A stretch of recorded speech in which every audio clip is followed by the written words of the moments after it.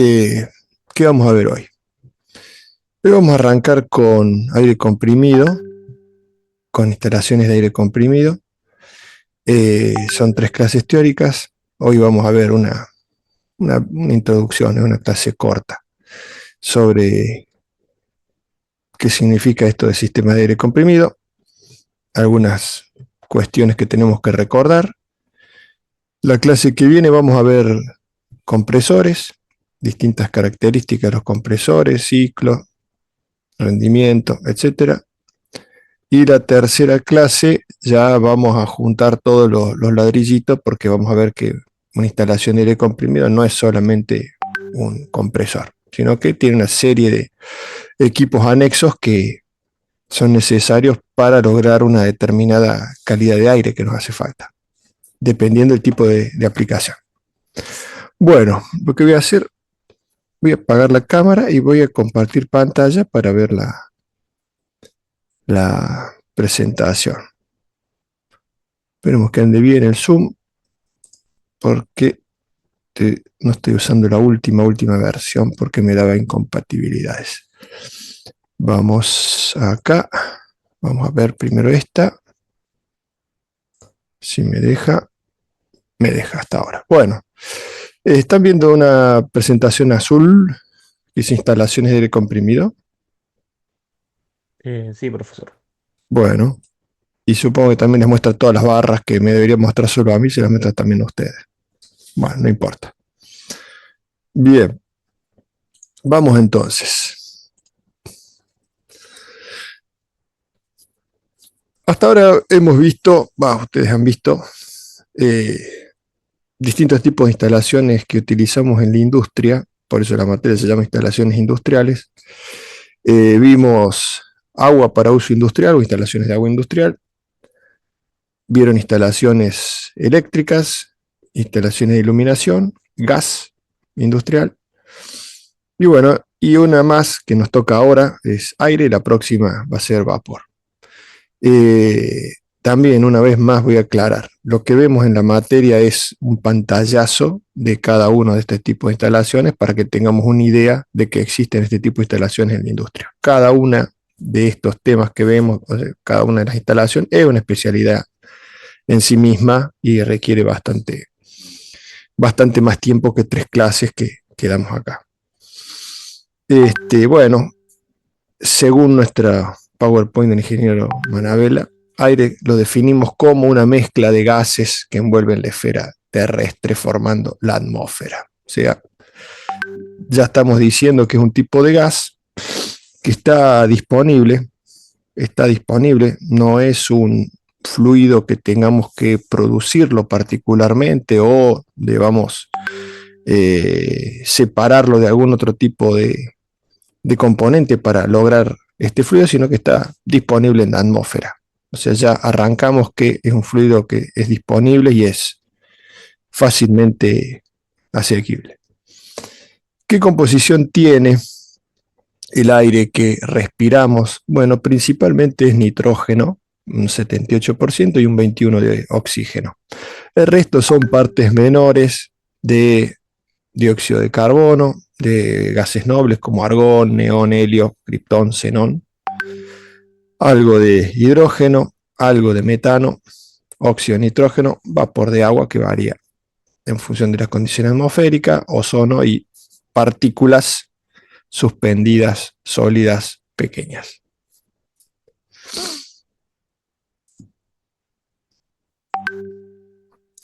El aire nos interesa técnicamente para un área de la técnica que se llama neumática y que es utilizar el aire, comprimiéndolo, como vehículo para transmitir energía. Esa sería una de las aplicaciones industriales del aire. Ya vamos a ver que hay otras. Y bueno, y llamamos compresión al proceso mediante el cual elevamos la presión de un fluido gaseoso disminuyendo su volumen específico. Entonces, al disminuir su volumen, aumentamos la presión.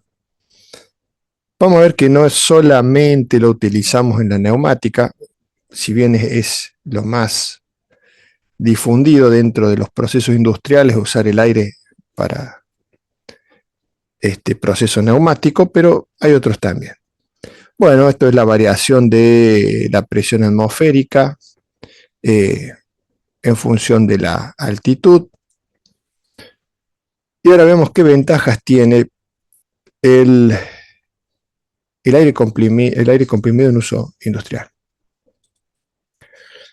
Si lo comparamos con otro fluido que todavía no hemos visto, como el vapor de agua, como fluido para transporte energético, el aire es más interesante o mejor que el vapor en ese sentido, porque no oxida. Al no oxidar los componentes, podemos trabajar con cañerías metálicas que no tengan problemas de corrosión. En el caso de vapor, por ejemplo, deberíamos trabajar con acero inoxidable para evitar eso, mientras que con aire podemos, si sabemos mantener bajo los niveles de humedad en el aire y de condensación del mismo, no vamos a tener problemas de oxidación. Es liviano como fluido. Esto permite que los equipos y los pesos dentro de cañerías, etcétera, sean bajos. Es rápido de implementar, en el sentido que podemos utilizar acoples, entonces el montaje se hace relativamente rápido. Las instalaciones son económicas, siempre que no sean gigantes. Podemos utilizarlo como un acumulador de energía. Ya vamos a volver sobre esto en una clase.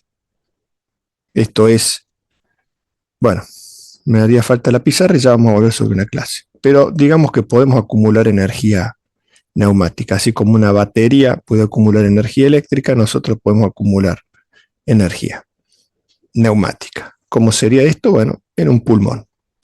Eso me permite, tiene muchas ventajas el uso de un pulmón, y ya lo vamos a ver en nuestra instalación de aire comprimido.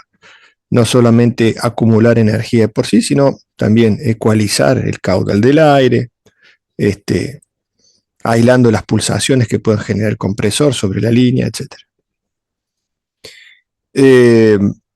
¿Qué aplicaciones industrialmente? Ustedes se preguntarán, los que no estén familiarizados con las instalaciones de aire, ¿qué aplicaciones tienen? Bueno, desde el punto de vista de la neumática, podemos utilizarlo para accionar distintos tipos de herramientas, equipos, manipuladores, accionamientos que utilizamos, por ejemplo, en una línea de montaje. Si tenemos una línea de montaje de cualquier tipo, tiene un montón de cucharitas, actuadores que mueven los productos de un lado para el otro, seleccionan, etcétera, etcétera. Y todos esos se manejan, se accionan mediante una determinada cantidad de aire comprimido. Entonces tenemos una red de aire comprimido para accionar ese tipo de equipos, actuadores, por ejemplo. También se utiliza envasándolo, bueno, para uso medicinal, pero ahí ya tenemos un aire de altísima calidad. O el que haya pisado por alguna planta embotelladora o envasadora habrá visto que, por ejemplo, la planta de Priti, Coca-Cola, la que más le guste, básicamente es una planta fabricadora de botellas de plástico que las llenan con algo. Entonces reciben los pellets. Los pellets son semillitas, granitos, pelotitas del material plástico con el que se va a conformar la botella.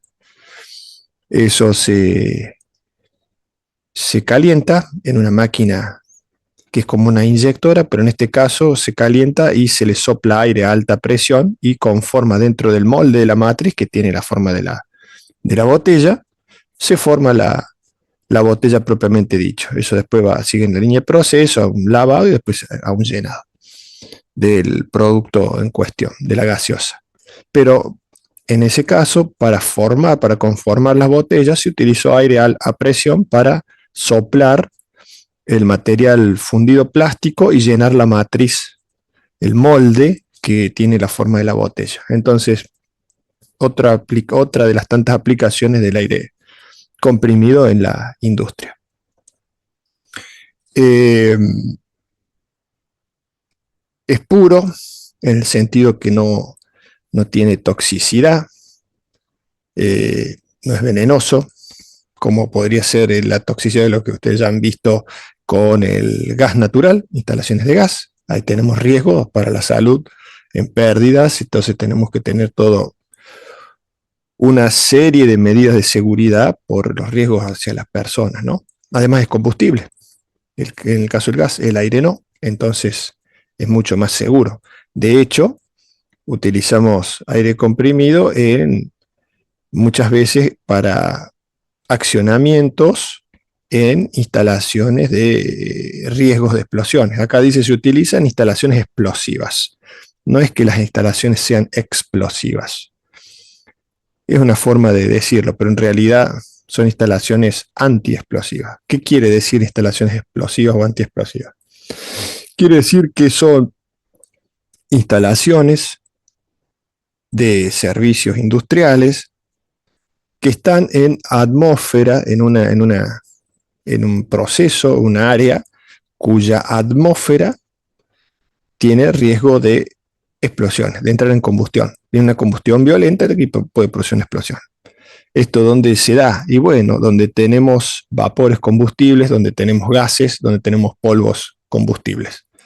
Entonces, por ejemplo, todo el proceso de llenado de un silo de harina es un polvo orgánico que particulado y mezclado con aire con suficiente energía de ignición prende como si fuese una nube de gas.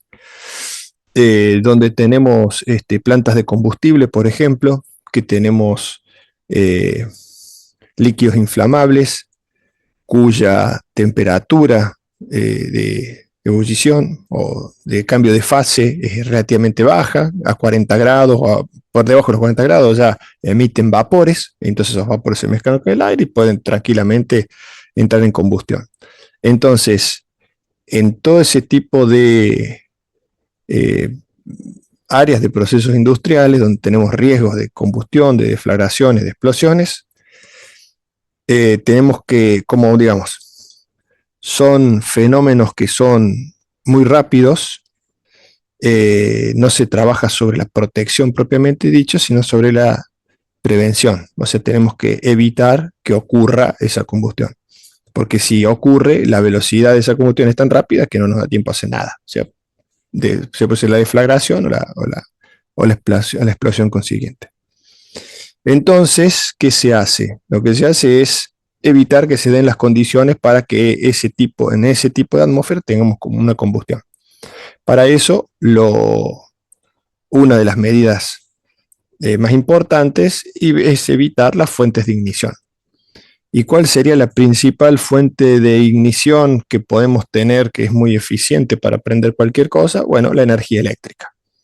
La energía eléctrica puede producir no solo calentamiento, puede producir arcos, puede producir chispas que funcionan perfectamente para provocar la ignición de una mezcla de gas-aire, una mezcla de vapor-aire, de vapor combustible me refiero, no vapor de agua, vapor de algún tipo de combustible con el aire o de algún polvo inflamable polvo combustible con el aire. Entonces se evita el uso de energía eléctrica. Entonces vamos a ver que en ese tipo de áreas, de ese tipo de procesos, los accionamientos principalmente van a ser en aire comprimido, porque es mucho más seguro. Y evitamos tener así instalaciones eléctricas. Hay casos en los que no se puede evitar tener instalaciones eléctricas, entonces se usan instalaciones que están separadas absolutamente del medio, que se llaman instalaciones antiexplosivas, entonces son todas selladas. Las lámparas, las conducciones, etcétera. Y los tableros son presurizados con aire para que tengan una presión positiva interna y el elemento de la atmósfera nunca entre al tablero, sino que siempre salga aire desde el tablero hacia afuera. Se produce una corriente de aire hacia el exterior para que nunca ingrese el gas, el vapor, etcétera, dentro del tablero. ¿Por qué? Bueno, porque puede haber alguna chispa dentro del tablero, un contactor que conmute una carga reactiva y bueno, va a producir alguna chispa. Como producto es de fácil captación, ya que abunda en la tierra. No tengo que andar haciendo ni minería, ni perforando el suelo, ni creándolo como un producto industrial, mezclando otros tipos de productos o de materiales, sino que está libremente disponible en la atmósfera. Entonces, para mis instalaciones, para mis procesos, es simplemente captar ese aire, tratarlo para llevarlo a las condiciones óptimas de mi proceso y luego, bueno, comprimirlo para llevarlo a la presión que necesito en mi instalación. ¿Cuáles serían las contras? Aquí en amarillo. Y las contras serían una, que en algunos casos es necesario aislación acústica. ¿Esto por qué? Y bueno, depende también del tipo de proceso, donde tenemos venteos de aire y esos venteos son a alta velocidad, puede producir niveles sonoros importantes. Por ejemplo, una línea de montaje de, qué sé yo, de carrocería de tractores que usen herramientas de mano con aire comprimido, ajustadoras de bulones, torqueadoras de aire comprimido. Entonces, bueno, pero esos aparatos ya vienen con un silenciador cuando tiene descarga de aire para no generar niveles importantes de ruido. Pero sí, digamos, hay que tenerlo en cuenta. Y otra, que es la más importante de todas, no es una contra, una condición que vamos a tener y que cuando diseñamos una instalación de aire comprimido tenemos que revisar y tener en cuenta, es la formación de condensados. Los condensados, o llamamos condensados, ya vamos a ver que tanto en aire como en vapor tenemos formación de condensados, cada uno por sus características particulares, ¿no? Pero, y también la diferencia que los condensados en aire son muchísimo más bajos que los condensados en vapor. En vapor la formación de condensado es una parte del proceso, porque el vapor va a una determinada temperatura y una vez que entrega calor, condensa. O sea, al bajar la temperatura se produce condensado. Y se retorna y se vuelve a recalentar y rebombear. En el caso del aire, vamos a ver que también por variaciones de temperatura, dependiendo la humedad que tenga esa masa de aire, parte de esa humedad se va a condensar en forma de agua. Eso es perjudicial que ocurra dentro de nuestra instalación, de nuestras cañerías, porque primero hemos diseñado nuestra instalación para que circule aire y no circule agua por las cañerías, y los equipos que están diseñados para aire comprimido son equipos diseñados para trabajar con un fluido compresible, no para trabajar con agua, que es un fluido incompresible. Es como que de repente aparezca una piedra dentro del equipo. Entonces, vamos a tener que buscar la forma de evitar tener condensados en la instalación y en los equipos. Ya vamos a ver que es parte del proceso del aire la separación de condensados. Esto es un concepto sobre el que, bueno, está aquí adelante, lo han puesto en esta presentación, pero vamos a volver dentro de unas clases que se llama, bueno, el concepto de aire libre. Ya se los leo y ya se los aclaro qué es. Dice, las cantidades en o que se dan generalmente en catálogos para el consumo de aire por las herramientas neumáticas o equipos, se refiere a aire libre por minuto, aire atmosférico a presión y a temperatura normales, con el objeto de que existe una correspondencia entre el consumo de capacidad, se deberá recurrir a la fórmula de conversión de litros de aire comprimido a una presión determinada en litros de aire libre, y que es la siguiente. Bueno, ¿Qué es esto de concepto de aire libre? En inglés le llaman free air o aire estándar. Hay el volumen de una masa de aire depende de las condiciones atmosféricas, esto es de la presión y la temperatura. Entonces, todo aparato, todo equipo que tenga que especificar un determinado caudal de aire, caudal volumétrico, lo tiene que hacer especificado a una condición de aire determinada. Entonces se fija una temperatura determinada del aire y a una presión atmosférica del aire. Entonces se estandariza o se normaliza un valor de caudal para un aire a tal temperatura y tal presión. Eso es lo que, ese es el concepto de aire libre, o sea, es una estandarización. ¿Y para qué sirve esto? Y bueno, sirve para que un fabricante dice que su herramienta requiere un determinado caudal en condiciones normales, o sea, a una determinada presión y a una determinada temperatura normalizada. Esto me sirve para qué? Para que en cualquier lugar del planeta, bajo cualquier condición de temperatura y presión atmosférica, yo pueda convertir los valores que tengo de condiciones actuales a un valor normalizado y pueda saber cuál es el caudal real que va a tener, por ejemplo, mi compresor o que necesita mi compresor para determinada herramienta. O sea, es una estandarización, es llevar los valores de caudal en este caso, todos a un valor estándar, a las mismas condiciones, para poder sumar peras con peras, manzanas con manzanas. Acá lo enunciamos, pero dentro de la clase que viene o la otra vamos a volver sobre esto y vamos a aclararlo nuevamente. Esa formulita que vemos ahí abajo, por eso pues, quisiera que la hiciéramos en la pizarra, básicamente es una simplificación que sale de la ley de los gases ideales, P por B sobre T, en condición 1, P por B sobre T en condición 2, y si despejamos, nos termina dando lo que vemos ahí arriba.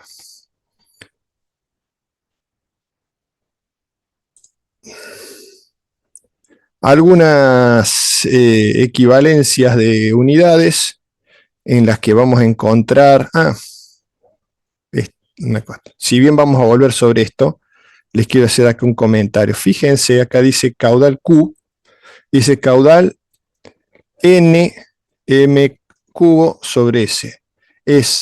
Esto no son Newton ni nada por el estilo. Cuando encontremos en valores de caudales una N adelante, quiere decir normal metros cúbicos por segundo. Normal, o sea, quiere decir que es un caudal en condiciones normales. Y normales quiere decir a una determinada presión y a una determinada temperatura, o sea, un valor estandarizado de aire. Eso significa, o sea, cuando encuentren una N adelante en un caudal, no hay Newton ni nada de eso, son normal. Aire a condiciones normales. Bueno, una libra por pulgada cuadrada, perdón, 1 kilo por centímetro cuadrado o un bar prácticamente es lo mismo, hay una diferencia pequeñita acá. Equivale a 14,5 psi o libras por pulgada cuadrada. Son los valores en los que generalmente vamos a encontrar que se trabaja en la industria.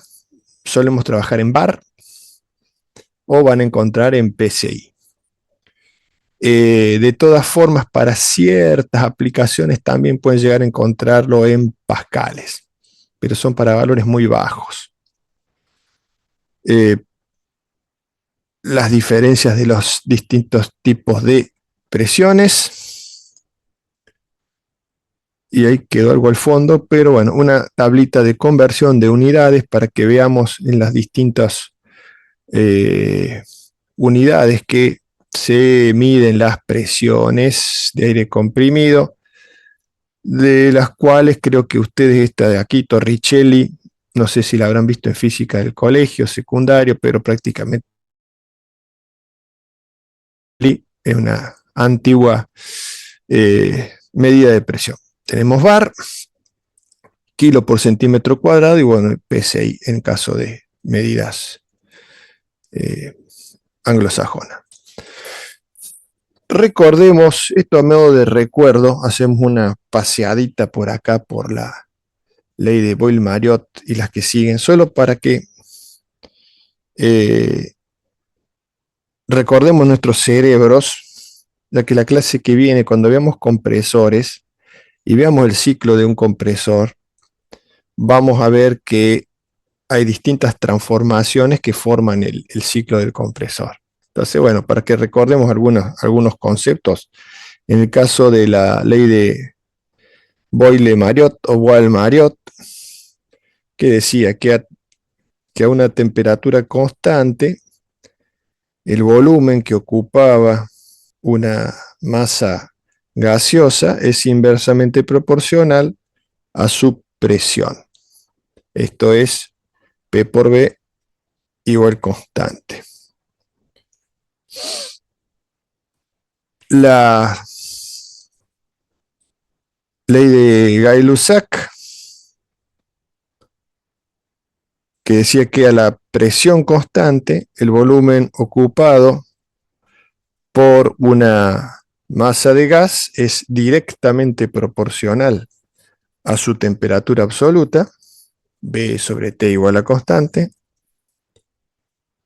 y la ley de Charles, que dice que a volumen constante, la presión de una masa de gas es directamente proporcional a la temperatura, P sobre T igual a constante.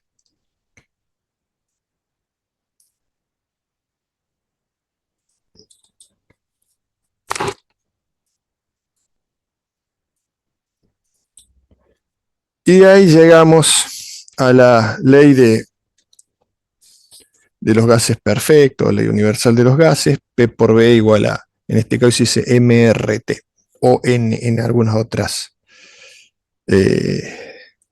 bibliografías.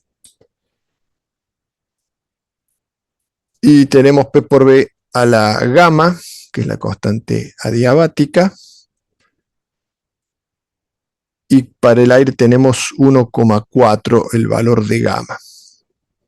Ese valor de gamma de la constante adiabática estaba relacionado con ¿qué? Con el calor específico, que era la cantidad de calor necesaria para elevar 1 grado centígrado la temperatura de 1 kilo de esa sustancia, de esa masa de aire, o de esa, sí, de esa sustancia, de ese tipo de material.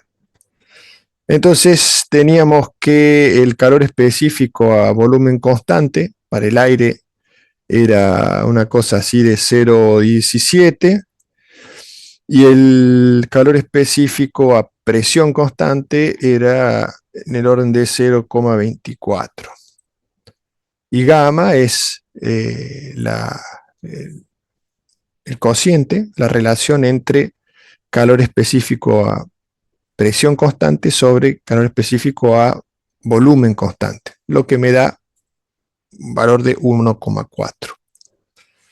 Entonces, dependiendo el exponente n, la constante politrópica, si n es 0, la resultante es la presión constante isobárica.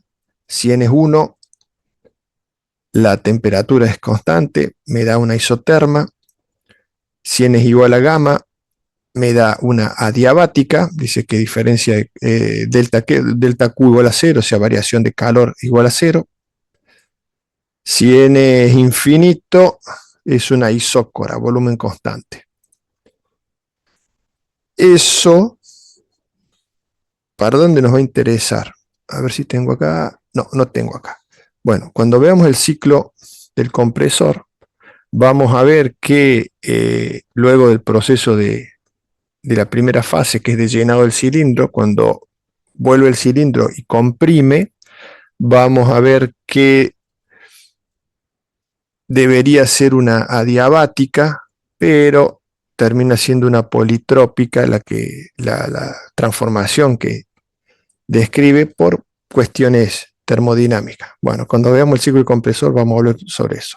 La idea de ver esto acá era que recordáramos, o que agarren los apuntes de termo y le peguen una miradita para acordarse los ciclos de los gases. La calidad del aire o el grado de pureza está definido por normativa. En esta presentación tengo una normativa que es norteamericana y es vieja, entonces les muestro la del apunte y acá tengo la ISO, primero se los muestro acá y después les muestro la ISO.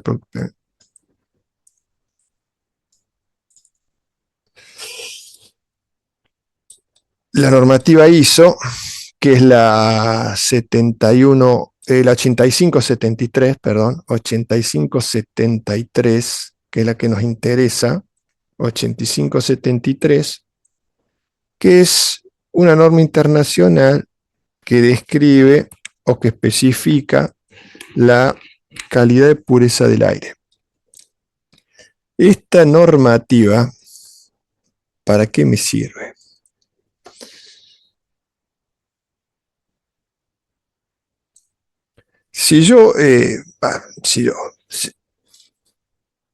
Distintos tipos de procesos, distintos tipos de equipos van a requerir una determinada calidad de aire comprimido, de mayor pureza, de menor pureza. Generalmente en la industria, la pureza del aire que nos interesa es relativamente baja. ¿Por qué? Porque lo utilizamos simplemente por sus propiedades neumáticas. Esto es como acumulación de presión como transporte de energía, ¿no es cierto? Para mover herramientas. Entonces, lo que necesitamos, bueno, que no tenga un alto grado de partículas sólidas, aceites y humedad. Pero si eso fuese, si el aire fuese utilizado, por ejemplo, en un laboratorio o para uso medicinal, como aire comprimido para procesos de respiración, o en soplado de envases que van a ser utilizados luego para medicina, alimenticio, laboratorio, etcétera, ese aire tiene que ya tener una calidad superior. Entonces, para estandarizar, para definir qué calidad de aire se debe utilizar, bueno, es que existe esta normativa ISO 8573 y que divide el aire en tres clases o tres subclases. Como vemos aquí, una clase es para las partículas sólidas, otra clase para el agua o cantidad de humedad o vapor de agua que tiene ese aire, y una clase para el aceite. O sea, son los tres subproductos que pueden estar en ese aire comprimido que debemos regular. Entonces, la especificación de la calidad de aire se hace como está acá. Por ejemplo, dice ISO 85731, año 2010, clase 121. Eso quiere decir que el primer número dice el nivel de partículas que puede tener máximo, el segundo número, 2, el nivel de agua, y 3, el tercer número, 1, el nivel de aceite. Entonces, clase 1, en cada metro cúbico de aire comprimido, el máximo de partículas es de 20.000 de 0,1 a 0,5 micras, 400 partículas 0,5 a 1 micra y 10 partículas de 1 a 5 micras. O sea, clase 1 es lo que nos dice aquí arriba. Clase 2 para agua, perdón, se requiere un punto de rocío PRP. Esto lo mueve la clase que viene, de menos 40 grados como máximo y no permite agua líquida. O sea, me dice cuál es la máxima humedad que puede tener ese aire. Y clase 1 aceite, la tercera sigla, Dice, no se permite más de 0,01 miligramos de aceite por cada metro cúbico de aire comprimido. Bien, entonces, esa es la forma estandarizada de definir la calidad de aire. Van a ver ustedes que en general en las líneas de aire comprimido industrial, por experiencia, este tipo de clasificación brilla por su ausencia. Y también va a brillar por ausencia la calidad de la instalación, ¿no? Van a ver que hay ríos corriendo de agua por dentro de las cañerías, cosa que no debería pasar. Pero para aplicaciones ya en, digamos, medicina, aplicaciones en industria alimenticia, etcétera, se van a topar con que los requerimientos de calidad de aire están súper especificados por este tipo de normativa. Y esa normativa, acá está el 8573, donde quería mostrar, a ver si, espera un segundo, en qué parte estaba. Esa tabla que vemos ahí, definiciones. Acá está. Bueno, la clase por partículas es la misma tabla esa que me dice 0, de 0 a 5. Para humedad, clase, y para aceite, las máximas cantidades. ¿Y cómo se especifica? Fíjense aquí como estaba en el apunte. ISO 85731-2010 y acá pone A, B, C para el primer índice, segundo y tercer índice. Entonces esa es la forma de especificar calidad de aire comprimido.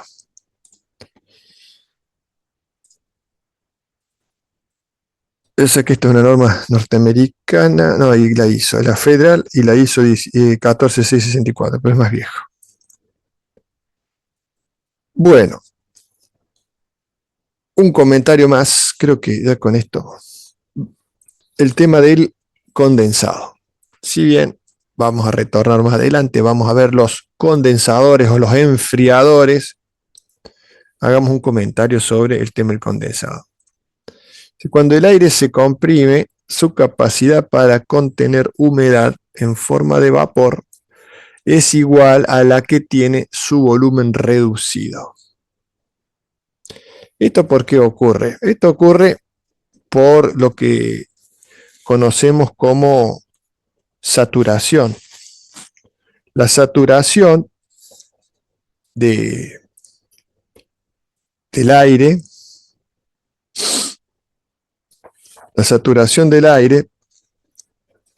es, se dice que una masa de aire está saturada cuando no puede mantener en suspensión más cantidad de agua. Esto es cuando llega a la máxima capacidad de contener agua. O sea, su humedad relativa es del 100%. Entonces, si yo tengo aire a un determinado volumen y lo comprimo, esas moléculas de agua que están en suspensión en ese volumen mayor, cuando pasen a un volumen menor, se van a juntar todas y ese volumen menor tiene una capacidad máxima de portar humedad. ¿Qué va a pasar con las moléculas sobrantes de agua? Bueno, van a quedar, digamos, en forma de condensado, precipitadas como agua. Por lo tanto, al menos que aumente la temperatura, la humedad será segregada en forma de condensado. Esto yo generalmente lo hago la pizarra con un dibujito, pero acá no lo puedo hacer. La clase que viene lo vamos a retomar de todas formas, para que quede bien claro. Esto es un cuadro de saturación del aire. ¿Qué dice este cuadro? Me dice, a distintas temperaturas, el aire atmosférico, uno es el aire estándar, a condiciones estándar, y otro a condiciones atmosféricas. Veamos el de condiciones atmosféricas.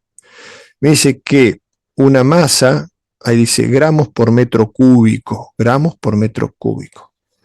Me dice que a distintas temperaturas, una masa de 1 metro cúbico de aire atmosférico puede contener una determinada cantidad de agua en suspensión. Entonces, por ejemplo, un valor de a 15 grados centígrados, me dice que 1 metro cúbico de agua puede contener hasta 13,04 gramos. Esa es la máxima cantidad de agua que puede tener ese metro cúbico a esa temperatura. Estos son valores de saturación, quiere decir que la humedad relativa acá es el 100%, es la máxima cantidad de humedad que puede tener. Fíjense una cosa, a 40 grados dice 54,108 gramos y a menos 40, 0,18. Fíjense que a medida que disminuye la temperatura, el punto de saturación disminuye. O sea, la cantidad de agua que puedo tener en una masa de 1 metro cúbico de aire disminuye y disminuye rápidamente. Entonces, a modo de adelanto, vamos a ver que para secar el aire, para quitarle humedad, el principal mecanismo va a ser el enfriamiento. Entonces ya vamos a ver los condensadores, los que se van a encargar de quitar humedad del aire que tomamos de la atmósfera para tener aire a condiciones de baja humedad que necesitamos en nuestra instalación. El principal proceso para reducir la humedad que tiene ese aire va a ser enfriándolo. Entonces, un ejemplito rápido, dice, si tomamos 4 metros cúbicos de aire atmosférico a 25 grados y con una humedad relativa del 70%, según la tabla anterior dice, acá está la tabla, acá dice 25 grados, dice 23,76 gramos. ¿Qué cosa? Esto es para 1 metro cúbico y esto es 100% de humedad. O sea, debería ser el 70% de estos 76 para 1 metro cúbico de aire a esa temperatura.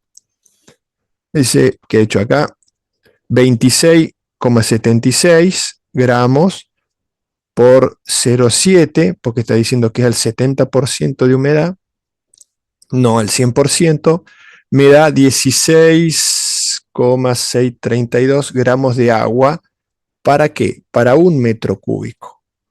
Pero yo tengo 4 metros cúbicos de volumen, entonces tengo 4 por 16,632, me da 66,528 gramos de agua, tiene esa masa de 4 metros cúbicos a 70% de humedad. ¿Qué pasa si la comprimimos? A ver si acá atmosférico, si un compresor los comprime hasta tener 1 metro cúbico, o sea, si tomo esa masa que tiene al 70% de humedad, 4 metros cúbicos, y la llevo a 1 metro cúbico, ¿cuál va a ser la máxima cantidad de humedad que puede tener ese metro cúbico a esa misma temperatura?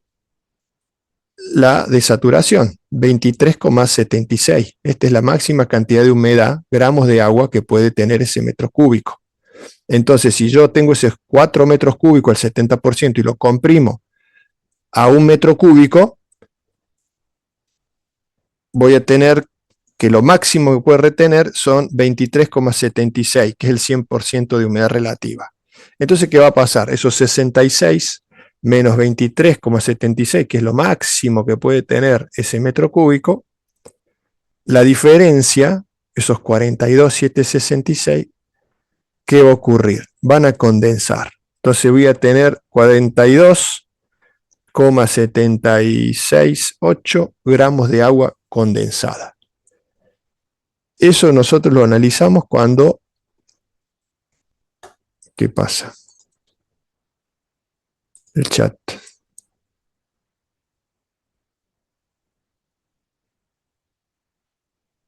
Sí, si elevo la temperatura, sí, sí, sí. Pero acá estamos haciendo, digamos, un ejemplo a temperatura constante. ¿Por qué? Porque, bueno, ya lo vamos a ver cuando vemos compresores, pero el hecho de cuando comprimimos, tenemos un problema que aumenta la temperatura del aire. Y al aumentar la temperatura del aire, se vuelve más higroscópico, o sea, podemos aumentar la cantidad de humedad que tiene ese aire. Entonces, por eso, luego de la fase de compresión, lo vamos a ver en unas clases, lo pasamos por un enfriador. ¿Para qué? Para justamente para hacer esto. Enfriándolo, hacemos, hacemos precipitar toda la humedad que tenemos en ese aire que está a mayor temperatura. Si nosotros pasáramos el aire a temperatura alta desde el compresor hacia el resto de la instalación, tomaría toda la humedad que vaya encontrando porque tiene una capacidad de portar mucha más humedad a más temperatura. ¿Sí?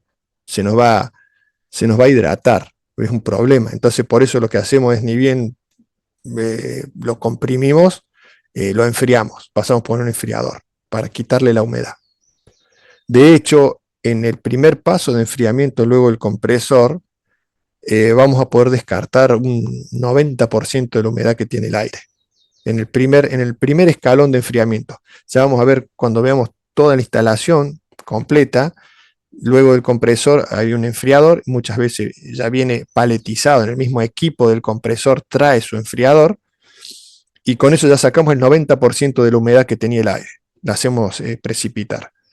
Eh, y luego la humedad remanente que va a quedar, que es muy poca, dependiendo de la calidad de aire que necesitamos para nuestro proceso, vamos a pasar ya por secadores de mayor calidad, que se van a encargar de quitar ese 5% que puede quedar de humedad, siempre que el proceso lo requiera. Si el proceso no requiere, ya pasa por un par de filtros y chao, y listo. Y lo utilizamos y otra cosa, no hay problema. Pero,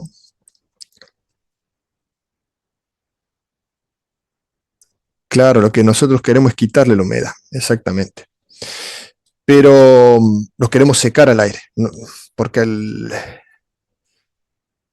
porque necesitamos que, digamos, que el aire no transporte humedad en nuestras cañerías. Y no, si se enfría, imagínense que con el compresor se va a calentar en el proceso de compresión, y luego si sale directamente hacia nuestras cañerías, nuestra red, que es metálica, entonces trabaja como un intercambiador de calor, entonces va a disipar este calor, entonces se va a enfriar el aire a lo largo de, si salió con una temperatura alta, a lo largo de la cañería se va a ir enfriando, y a medida que se vaya enfriando, ¿qué va a pasar?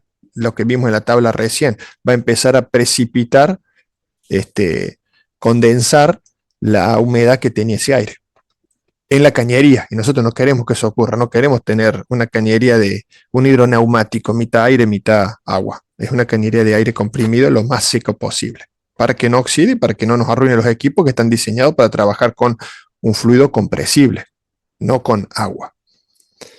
Eh, entonces, nosotros cuando diseñamos una instalación, hacemos el análisis básico de cuánto condensado vamos a producir en función de qué, y en función de las presiones a las que vamos a trabajar, y en función de las temperaturas y de la humedad del aire que estamos tomando. Tengamos en cuenta que un mismo compresor no me va a generar la misma cantidad de condensado en el Amazonas que en el desierto de Gobi o en la puna de Atacama. O sea, tenemos en la cordillera, que es un lugar muy seco, la humedad relativa del aire que está tomando ese compresor es bajísima, y no es lo mismo que ese mismo compresor trabajando en Brasil o en Misiones. La humedad relativa es mucho mayor. Entonces, cuando hagamos el análisis, la cantidad de condensado que va a producir uno y otro va a ser distinto. Y debemos saber qué cantidad de condensado producimos. ¿Por qué? Porque eso tenemos que canalizarlo hacia otro punto. O sea, esa cantidad de agua que drena no es lo mismo que tenga un drenaje de unos pocos mililitros a que tenga varios litros por unidad de tiempo, por minuto, en mi compresor, bueno, que tengo que canalizar esa cantidad de condensado a algún lado. Y de la misma forma que los distintos equipos, filtros, etcétera, tienen que estar diseñados para trabajar con una determinada cantidad de condensado. Entonces, bueno, es un análisis que hacemos, saber qué cantidad de condensado vamos a producir en nuestra instalación. Bien, bueno, y acá ya pasaríamos a la clase que sigue, pero hagamos un comentario y ya los dejo en paz. Vamos a dividir, a ver, hay un ejemplo acá. No, está en la otra. Nuestros sistemas, nuestra instalación de aire comprimido, básicamente tiene tres partes. Tiene la sección de producción de ese aire comprimido, luego ese aire se va a acumular y se va a transportar, se va a distribuir hacia los distintos puntos donde se van a consumir. Entonces, la producción del aire va a estar a cargo de una máquina, un compresor, y después vamos a tener luego del compresor una serie de equipos, vamos a acumular ese aire, pero antes ese aire lo vamos a ecualizar a una calidad determinada, lo vamos a acumular, y luego antes de distribuirlo lo vamos a filtrar también, y en algunos casos lo vamos a secar nuevamente para poder distribuirlo por nuestra red hacia los consumos que van a requerir ese aire. Entonces, bueno, la clase que viene vamos a ver la producción, vamos a ver los compresores, y la otra clase vamos a ver el resto de la instalación, cómo se arma el completo de nuestra instalación. Espera un poco. Bien. Se ha hecho cortita la clase. ¿Qué hora es? 9:30. Oh, una horita. ¿Qué más queremos? Bueno, la idea era que digamos, es introductoria para que arranquemos con aire. Clase que viene vamos a ver compresores y algunas condiciones que tienen que cumplir los compresores.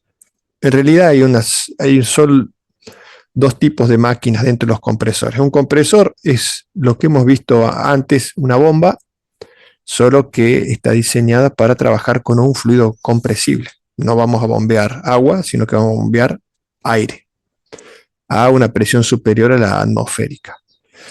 Vamos a ver que tenemos dos familias de compresores volumétricos o de desplazamiento positivo y compresores dinámicos. Cada uno tiene su área de aplicación. Nosotros industrialmente vamos a trabajar con, casi todos van a ser de desplazamiento positivo, pero vamos a ver que hay rotativos y alternativos. Los alternativos son los más antiguos, pero se siguen utilizando en muchas aplicaciones. En aplicaciones hobbyísticas, los que tienen un compresorcito en su casa es a pistón, es un pistón, pero a nivel industria también se utilizan para alta presión. Cuando necesitamos alta presión, los compresores rotativos no tienen capacidad de darnos alta presión, sí nos dan un muy buen caudal, pero para trabajar con elevadas presiones trabajamos con compresores a pistón. Entonces en muchos casos en industria se van a encontrar que van a usar de los dos tipos. Van a usar compresores de desplazamiento positivo rotativo para caudales importantes, para todo lo que es la planta de proceso, y por ahí van a tener alguna línea especial en alta presión que requiere alguna máquina o algún proceso, y va a ser un compresor a pistón clásico, que es el que nos da buena presión. Bueno, preguntas. Si no, los dejo disfrutar la mañana. Yo tengo una pregunta, profesor. Sí, La semana que viene, ¿a qué hora comienza la clase usted? ¿A las y yo 8, 8 y generalmente media? 8:30, generalmente. No sé a qué hora empiezan con Arlo. Lo que pasa es que Arlo se levanta a las 5 de la mañana, más o menos. Creo que antes que cante el gallo, él ya está despierto, ya todo, porque como él tiene una empresa, tiene taller y tienen que estar en las obras temprano, él, no sé, madruga súper. A mí yo tengo el inconveniente que tengo un colegio cerca de mi casa y me tapan la cochera y no puedo salir hasta después de las 8. Entonces yo no puedo estar a las 8 en ningún lado. Entonces por eso lo corrí a las 8:30. Porque hasta que no se Bueno, van todos los autos del colegio y me despejan la cochera y puedo salir, entonces ahí me puedo salir de mi casa. Si no, estoy bloqueado. Entonces cada vez antes ponía 8, 8:15 de horario y llega siempre tarde. Entonces por eso digo 8:30 arranquemos y ahí estamos seguros. Bueno, perfecto. Bueno. Era para saber. Todos los profes tienen su horario, así que. Sí, no sé, ¿y Federacia a qué hora empieza? ¿8 también? eh, sí, comenzaba esa hora. Ah, bueno, antes cuando estaba Palazuelo también era 8:30 y solo Harold fuera temprano. Bueno, se ve que Federacia también puede llegar tempranito. Bueno, en principio 8:30. Si más adelante tenemos mucha luz y si me dejan salir de mi casa antes de las 8, este, eh, bajamos el horario, no tengo problema. Pero digamos, en principio hagamos 8:30. Así me aseguro que llegamos. Bueno, gente, entonces